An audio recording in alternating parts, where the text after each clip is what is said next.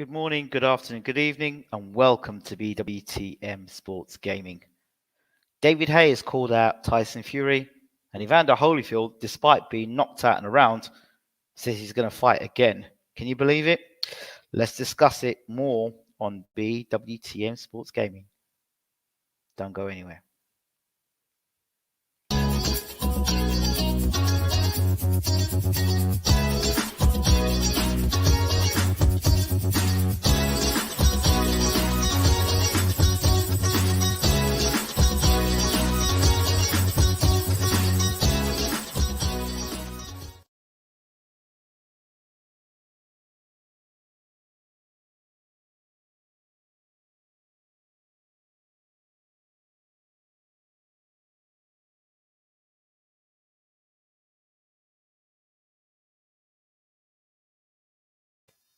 Okay, good morning, good afternoon, good evening, and welcome to BWTM Sports Gaming. Thanks for joining us. So, the news out, as you've probably seen on the Thriller weekend, David Haye made his comeback, went through, it looked like 8 rounds of just light sparring against Joe Fournier, and Evander Holyfield made his comeback and got stopped in a round. So we'll talk about David Haye afterwards. The disturbing news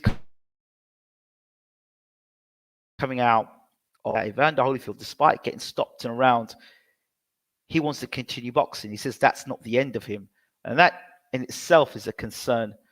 You know, it's a big concern because I was all for having a boxing league and a Masters League of boxing, but sense has to prevail.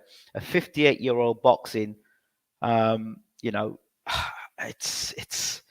is a problem. Yeah, it's a real problem. I think there has to be some sort of, I don't want to call this the word discrimination, but there has to be the line must drawn somewhere as an age.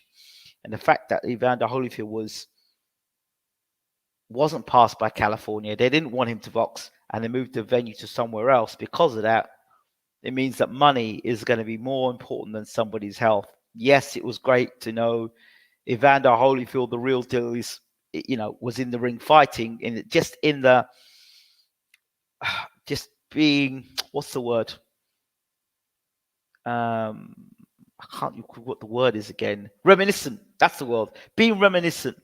Remember Evander Holyfield, the great fights, but then kind of forgetting that it's 2021 and all the sweet memories of Evander Holyfield, former undisputed cruiserweight champion, world, fighting Riddick Bowe, and he's another guy that's going to be fighting, I think end of this month or next month. Riddick Bowe's fighting against the basketballer Odom. So that's another thing. And if Bowe were to lose that fight,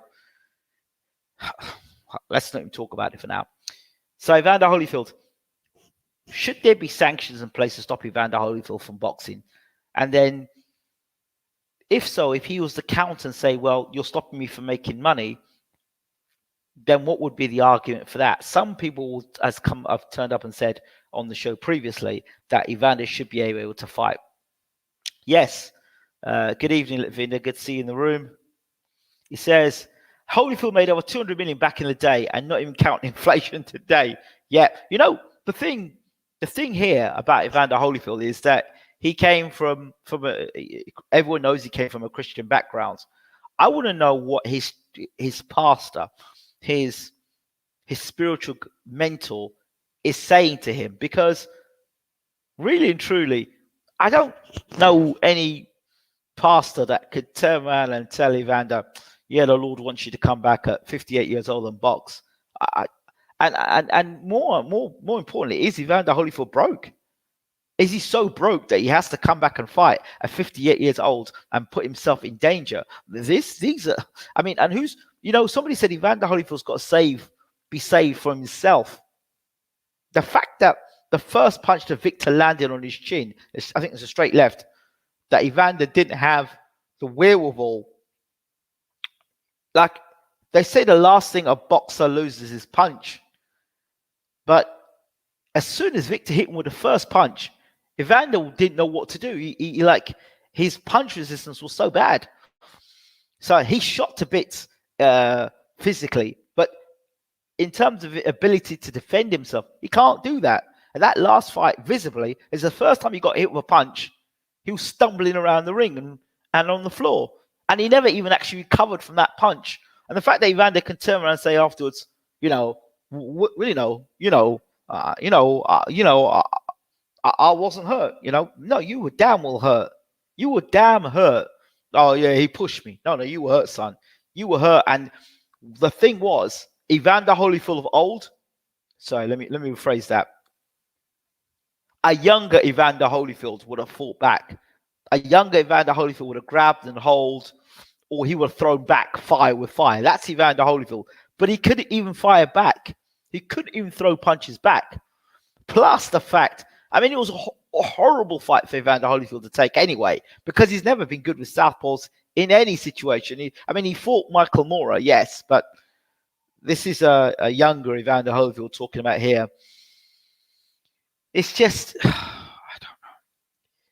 I think someone's got to have to step in and save Evander from himself. That's what I think. Someone's got to step in and save Evander Holyfield from himself, because I don't understand how a man who had almost 200 million, maybe he just also made bad investments. That's another thing. He may just made bad investments, but overall, I don't think Evander should be boxing anymore. That's quite clear to see. He shouldn't be boxing anymore, So Evander shouldn't be boxing anymore. It's as simple as that. He should not be boxing. And somebody's got to step in and say, look, okay, we gave you the chance to box.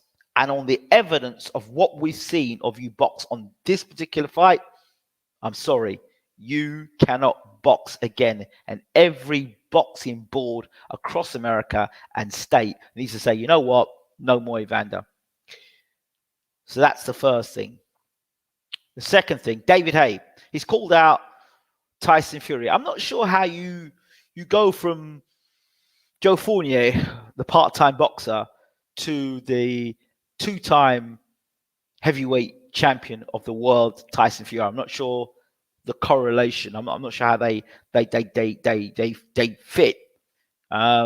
It's quite clear to see why David wasn't really going to be involved with Derek, because he was going his own way and going to box again. And it looks like David's around. Let's just call it for what it is. David is there for the payday. Let us make it very clear he's there for the payday. He didn't seem the same, like on Thriller. He didn't seem the same David Haye, with the wide eyes and very expressive. He didn't seem that way. He seemed a very calm David Haye. Very, don't know, he was explaining himself, but he didn't have that same sort of gas man sort of hype about him this time round. He was like, yeah, I'm his kryptonite. I'd like to fight Tyson Fury. That's the only guy we want to fight. But David, the fans know what you really are saying is, I just want to get the biggest payday as possible and get the hell out of boxing. That's what it sounds like. And I think you're going to have to do a little bit more than fight Joe Fournier to get a shot at Tyson Fury. If you're serious about fighting Tyson Fury, you've surely got to fight somebody who is a clear and present danger. And to fight Tyson Fury. We've been here before when he fought Mark Demore and the Worm. Was it the Cobra? He had those two back-to-back fights, and then Bellew called him out on it. And Bellew said, "You're boxing, you're making mugs of boxing fans." Called Haye out on it. So Haye had to step up and fight Bellew, and that was a fight that basically exposed the state of David Haye. Now, even in the fight with Joe Fournier, let's get this very clear. David Haye was getting hit with big overhand rights, and he was getting caught with punches as he was being backed up against the ropes. And whereas the Thriller commentary team were talking about David Haye showing good defensive skills and ropes, I saw him getting repeatedly hit with right hands. Now, I don't know if that's because of age and he can't get out of the way of punches anymore, or as he puts it, David says he didn't do any sparring coming into this fight. So was it that David cut corners and he didn't spar, or he didn't think he needed to spar? But I think, if you're honest, it was great to see David Haye fighting in America. It really was, because it was something I always wanted to see from that standpoint. But we've seen David Haye. I don't know if his legs, his ankles have improved or they've healed up. I mean, he knocked Fournier down with a jab, but I think that's a combination of Fournier rushing in and David just hit him on the right spot, as opposed to it being explosive. At no point in time did we see explosive punching power from David Haye. At no point in time. And I just wonder if he's able to even land explosive punches anymore. Remember, in the Bellew fights, he couldn't really land the big shots he wanted to land because he had a balance issue and was only fighting basically off one leg. Has he recovered that much that he can land the explosive punches? He's now telling us that, oh, well, I don't want Tyson Fury to see too much about what I can do. Well, Joe Fournier is not exactly, somebody of any real, a fight that would be quite good for David Haye to see if he was really serious. I'd like to see David Haye fight Takam. You saw what Joe Joyce did with Takam. You've seen Chisora fight Takam. I think a fight with David Haye versus Takam would be interesting to see, like, where David is today. Because if you can get rid of Takam, if you can really get rid of Takam, it would be a nice to say, okay, that's where you are, David. But realistically, Fournier and Fury, let's not be fooled by this. Fournier and Fury are like two, okay, apart from being leagues apart, there's height and reach and boxing ability differences. And already the last time David Haye was within a real big man in the ring with a real big man, let us remind you, it was, if memory serves me correctly, it was Vladimir Klitschko. We really don't want to be seeing David Haye winging big overhand rights with no game plan against someone like Tyson Fury. I just don't want to see it. And I think that's a fight that's gone. I don't think we're ever going to see that fight. So I don't know where David's going to go with this. I really hope that he doesn't try and cut any more corners than he actually does, for whatever he's, because David's wasted a lot of time in his career. Do you remember that time when David had, and he was out for about 3-4 years, after the Klitschko fight, and I don't know why the hell he was out for so long. And I mean, like, that is part of his career. Like, I never understood why he was out for so long. He had the injury and he came back. But now he's coming back. Is he broke? Or have Thriller said to him, look, if we give you X amount of money, we know you can generate money. We can give you this fight, and this fight. Is this the plan? Because David did not sound to me like a guy that had come back to fight one fight. He sounds like to me that was a guy who's going to take that one fight and then take a couple more fights, and in the time being try and call out Tyson Fury to see what's going on. But if Haye's going to fight, he's going to fight regularly, I think. I would like to see him fight. If he's going to fight again before the end of the year in a fight that steps him up and see what he's got. I don't know how much he's got left with all those injuries. I can't assume that he's going to have that much left in him, but still, people are saying he's shot. I get it. I understand. Chisora versus Haye 2, in fact. Haye, huge fan of Haye, or was, but these comebacks have become ridiculous. Yeah, I understand. David Haye hasn't improved. He just performed to the level he was at during the time. Yep, I agree. Takam will be far too much for Haye at this point. Too good of a boxer and too fast inside for Haye.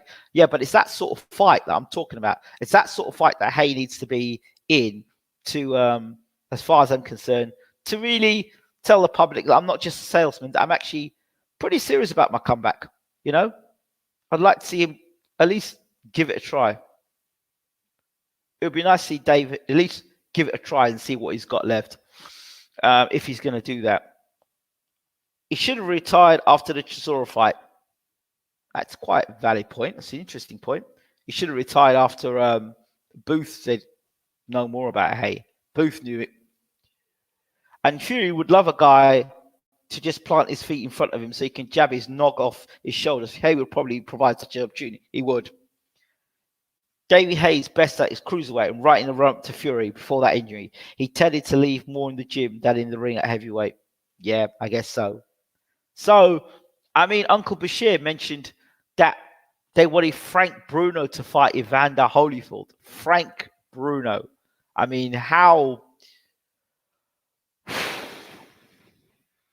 You know, it's only a matter of time before they call out Oliver McCall, Tony Tucker, Ray Mercer.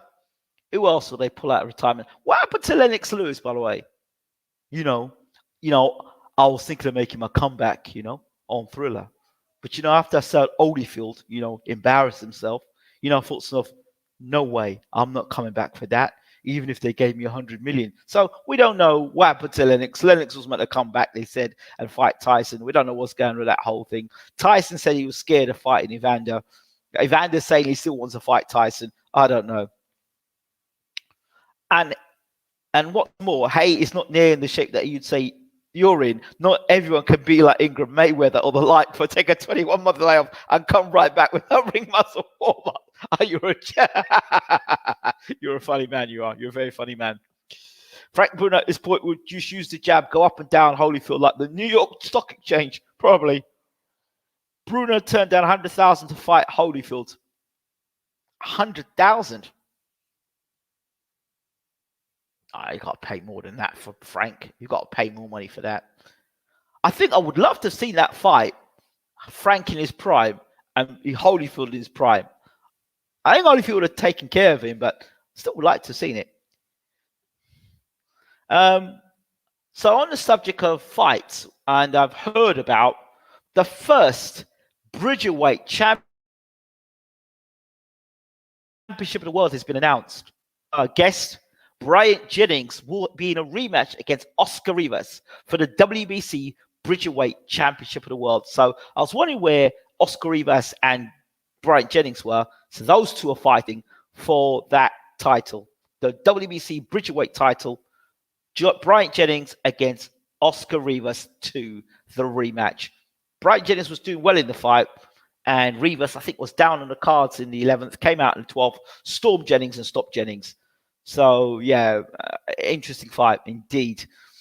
And on top of that, when we talk about Oscar Rivas, we also have to talk about Dillian Whyte, who now I understand is going to be fighting Marco Huck for the European heavyweight title. How the hell do you go from Chris Arreola to Jermaine Franklin to Marco Huck? How do you go from that to fighting for the European title? Why are those two fighting for the European title? Can I ask? I don't get it. Frank Bruno is prime against Holyfield. I think the real deal would out-hustle Bruno to a point decision. Bruno didn't have a lot of lateral movement, explosive speed. No, but he gave Lennox a hell of a fight. In fact, all the top heavyweights, he's given a good account of himself against, Bruno, to be fair. Haye will never be able to get back to original style, light-footed, ultra-fast, fully flexed and fast, heavy punches. He must know in his head he's completely shot. Yeah, I agree. That style as well is not one that bodes well late on. Haye's career is based on speed and movements. Huck was done years ago. I know. What the hell is Dillian Whyte fighting Marco Huck from? You are in the top. I don't understand this. You are in the top. Either top one or you're two in the heavyweight division of WBC. You are fighting Marco Huck for the European title. Don't you fight for the European title and then go on to fight for a world title? Don't you do it that way round? And then when you're European champion, then you go on. But this guy's done the other way around. He's been a pay-per-view. He's made money on pay-per-view, being a WBC silver belt or whatever it is. And then he had what was the other belt? He had WBC interim champion. He was WBC interim champion. Well, isn't that going kind of backwards, fighting for the European title? Why would you fight for the European title now as WBC number 2 because obviously Wilder and Fury are going to fight, which would then make you WBC #1. Why are you doing that? Why are you not taking this time and fighting Trevor Bryant? I don't get why you're not fighting Trevor Bryant. What is wrong? Why are you fighting for the European title? I don't understand it. You could have fought for the European title against Helenius. You could have fought for the European title against Chisora. Why are you fighting for the European title now when you're WBC interim champion? That don't make no sense whatsoever. The fight makes no sense. I don't understand it. I don't get it. If somebody in the room can explain to me why Dillian Whyte is fighting for a European title, I don't know why. Why now? Why are you now fighting for a European title? It makes no sense whatsoever. I thought you were going to come to America and really make a name for yourself in America. What the hell are you doing fighting for a European title? I don't get it. I don't get. People in Europe know who you are. Who is making his decision for Dillian Whyte? European title against Michael Hook.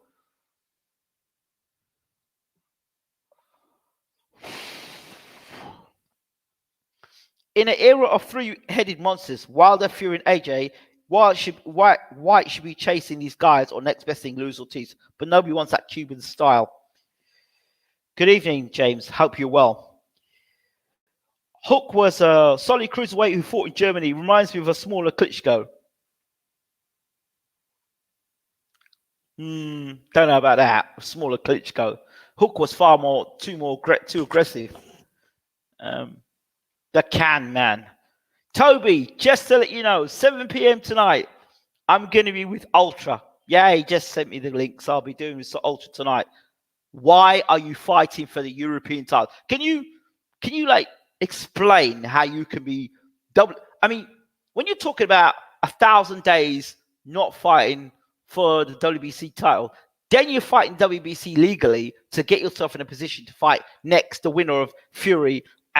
But the other thing that doesn't make sense is, check this. If they were to strip Fury, Fury did not fight on October 9th, and they stripped Fury, then Wilder and Whyte would be next in line. Why the hell are you going to go and fight for the European title? Why don't you just sit tight, wait, see the situation, and go, you know what? This is what we're going to do. We're going to sit tight. We're going to wait and see what happens in October for Fury versus Wilder. If the fight's not going to happen, then guess what? We'll line up another fight alongside that, or at least try and get on that bill. Or if not get on that bill, get on a card that people can see you. It makes zero sense to me. Zero sense. I don't even see Fury even entertaining this at all. Whoever Fury fights, he's going to make a lot of money, of course. Of course. Oops. Where are my manners? Good evening, Ingram. Parents taught me to speak when I'm coming to room. Sorry about that, Ingram. Good evening, sir. Hope you're well. So I'm going to be at Ultra Tech in 7 p.m. Ultra Tech with my brother Ultra Tech. We'll be doing another show together.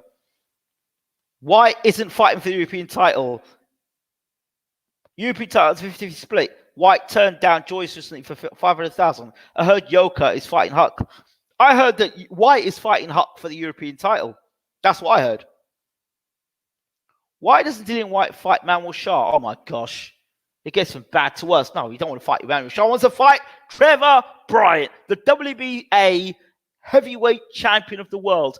Fight Trevor Bryant, become WBA heavyweight champion, and do what David Haye did. I don't get it. I don't understand. Oh, I don't understand it. I don't understand. I don't get it.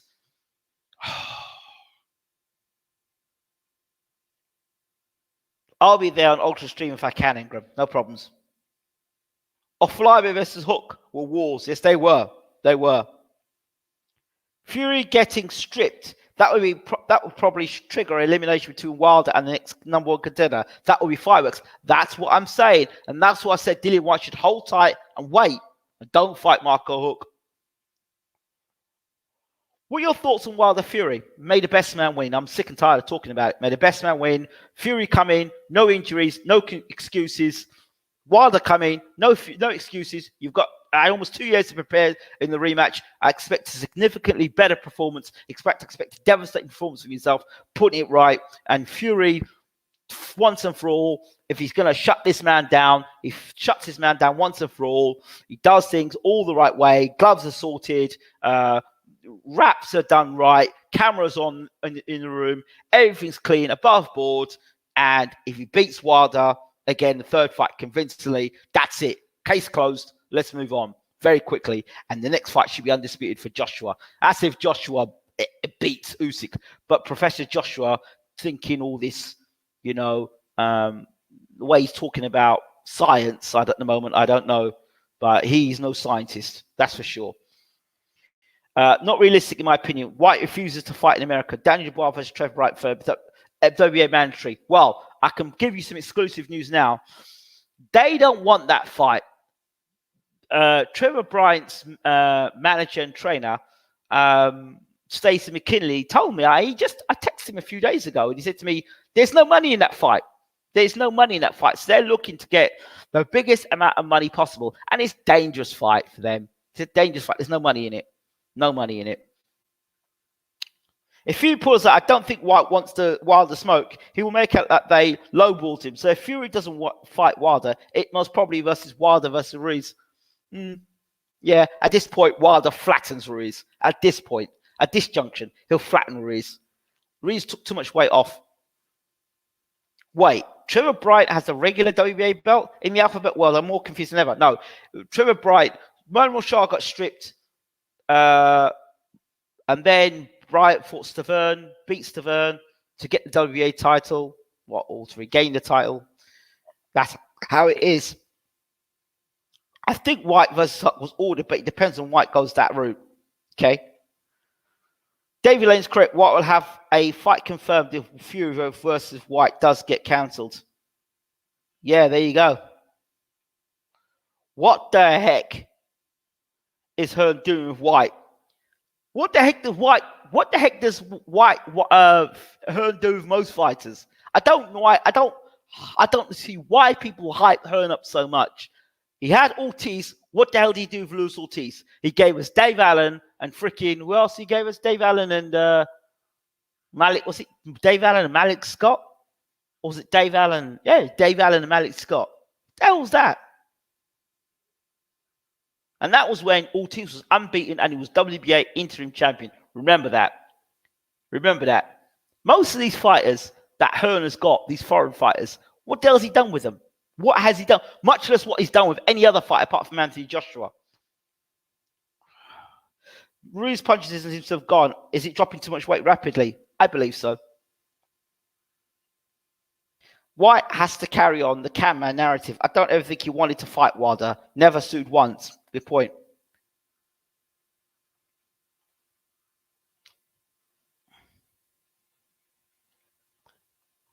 I think Andy Ruiz lost too much weight. I think maybe 220 pounds back on that will suit him fine. He's lost some punch resistance. Dave Len says, I'd love to see Katie Taylor versus Dillian White. I think Katie beats him easily. See, he says there. It looks like Terence Crawford versus Sean Porter is a done deal. PBC top rank. It looks like they can cross the street when they want to, huh? Yep, they certainly can. He signed Ortiz to keep him away from Joshua. He should have upgraded him to regular champion. I believe Ortiz versus Malik Scott was set up to discredit Ortiz, in my opinion. Yep, that is Hearn for you. That is really Hearn for you. And then that, in a nutshell, is what the great promoter does. I don't think about what people say he does. I look at what he does do. And that is that. This is maybe a short show. So I think I've covered White, covered Haye, covered Holyfield. Porter versus Crawford. I can see how Crawford could hurt Porter, and that's when Porter comes in. In between, Crawford's going to have to throw shots in between Porter coming at him. But I would like to see Porter, for once in his life, get it right. When he gets in close, he doesn't smother punches. He gets in close, he just throws his scrappy punches. I like to see him be a bit more refined. All these years Porter's been fighting, it doesn't look like Porter's improved. He's doing the same old crap over and over again. So I would like to see Porter do more. I think we're on a collision course for Katie Taylor versus Serrano or a rematch with McCaskill. Thoughts? McCaskill will beat Taylor, I think. I'd love to see Serrano fight. I would love it. I'd love it if Serrano fought Katie Taylor. A good fight for Dillian down the road would be Helenius rematch if he beats Kawanaki. I think Helenius' fight isn't Helenius fighting the Jagba now? I could be wrong, but I thought FA Jaguar was fighting Helenius. Serenko versus Allen. Good scrap. Yeah, well, Serenko spoke about Dave Allen about a year ago. Well, no, I think it was when Allen fought. I don't know, but he said he didn't rate Allen, and he said he'd beat Allen easy. So I think maybe Serenko versus Allen. I don't think he proves anything fighting Allen, to be honest. I think they wanted to fight Cash Ali. That was a fight they were looking at. And by the way, does anybody know where David Price is? Because I think David Price should be called up on Thriller because he's got knockout power. And if they pick the right opponents, David Price could do well on Thriller. Frank Sanchez versus Jagba. Okay, cool. I don't know, mate. I thought Jagba was fighting Frank, the Tank Sanchez from the Reynosa gym. He's got a head like a horse, that fella.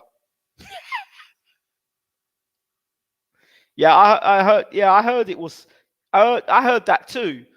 But then Helenius is on the build. Then I guess Helenius must be fighting Kawanaki again. David Price is somewhere up there in the back cave. Yeah, I'd like to see David Price. I'd like to see old Pricey fight again. I really would. But in matches that would suit him. You know, I would like to see Price on a bill fighting somebody that he can knock over a few times. I'd like to see Price fight again. Did you see my message? Derek Chisora versus Jermaine Franklin. Would it be interesting? Chisora's fighting Parker again. Frank Sanchez juice up to the moon. Well, it seems that the Reynoso camp is known as the new PED camp, the Frankenstein camp. So you go there and you get juiced up.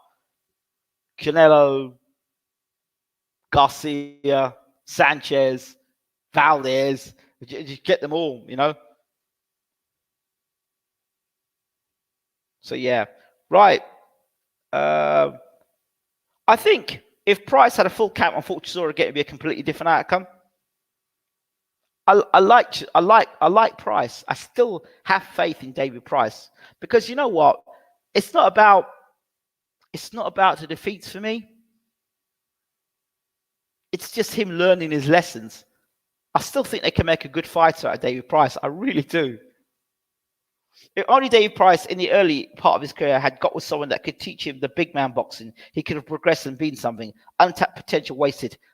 That's what I've said all along. I've said it. Right, let me get out of here because I've got to go on to Ultra Sports. Dominic Ingle had 3 failed drug tests too. 1 more and he's out. Yeah, surprise right there.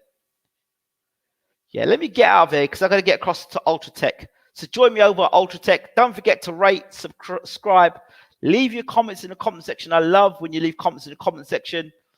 And yeah, Price's biggest downfall was his self-confidence. I agree. So yeah, thank you for watching as always. Please also do share the video. Let people see the show as well. Smash the like button. So the more likes it gets, the more people see the video. That's how it works now on YouTube. Not just about views. Right. Thank you all so much. Much love. See you over on Ultra Tech at 7 p.m. Take care.